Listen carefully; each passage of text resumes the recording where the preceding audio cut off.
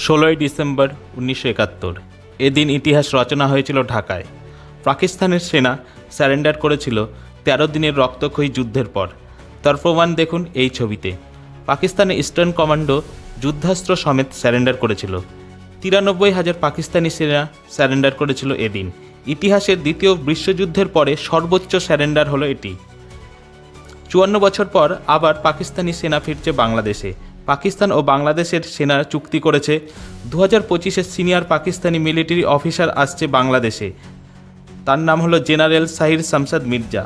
পাকিস্তানি বাংলাদেশি সেনাকে ট্রেনিং দেবে। মোহাম্মদ ইউনিসের ডিফেন্স পার্টনারশিপ করেছে পাকিস্তানের সাথে।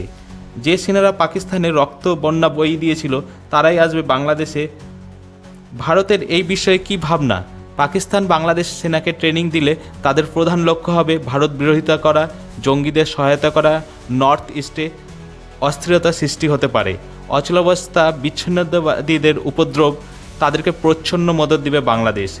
ইউনিস শুরু করেছে পাকিস্তান বাংলাদেশের মধ্যে জাহাজ পরিষেবা, যা কোনো চেকিং ছাড়া পাকিস্তান থেকে বাংলাদেশে অস্ত্র আসতে পারে।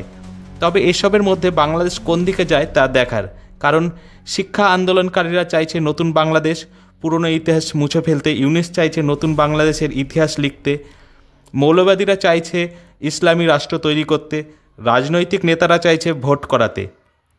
এ বিষয়ে আরও জানতে কলকাতা সমাচার চ্যানেলটি লাইক করুন, সাবস্ক্রাইব করুন ও বেল আইকনটি প্রেস করুন।